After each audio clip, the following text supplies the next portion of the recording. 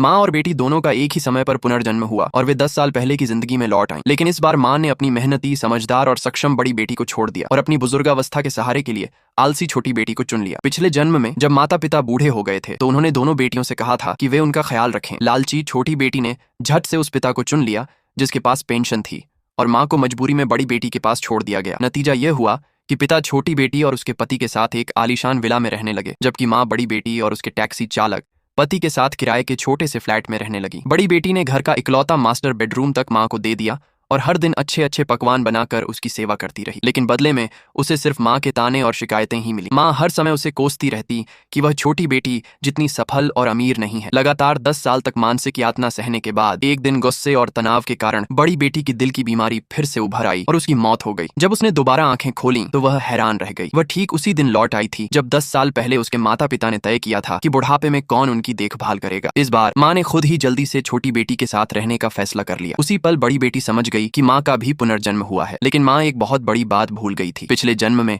छोटी बेटी ही थी जिसने माँ को चुनने से इनकार किया था। जैसा कि उम्मीद थी, जब छोटी बेटी ने सुना कि माँ अब उसी पर निर्भर रहना चाहती है तो उसने तुरंत जिम्मेदारी बड़ी बेटी पर डालने की कोशिश की। लेकिन जब उसने देखा कि बड़ी बेटी बिल्कुल शांत है और कोई प्रतिक्रिया नहीं दे रही तो मजबूरी में उसने कहा, पापा ने पूरी जिंदगी मेहनत की है, उन्हें मेरे साथ विला में रहकर आराम करना चाहिए। ये सुनकर भी बड़ी बेटी का चेहरा भावहीन रहा। पिछले जन्म में भी छोटी बेटी ने यही कहा था, लेकिन हकीकत यह थी कि उसने पिता को विला में आराम के लिए नहीं बल्कि मुफ्त के नौकर की तरह बच्चों की देखभाल के लिए ले गई थी। वह और उसका पति हर जगह घूमते रहते थे और अपने तीनों बच्चों की जिम्मेदारी पूरी तरह पिता पर छोड़ देते थे। नतीजा यह हुआ कि 60 साल से पहले ही पिता ज्यादा काम के कारण मर गए। इस बार बड़ी बेटी ने मन ही मन ठान लिया कि वह अपने पिता को जरूर बचाएगी। कुछ ही समय बाद छोटी बेटी ने माँ को उकसाया कि वह पुश्तैनी घर बेच दे और उस पैसे से विला में ऐश की जिंदगी जिए।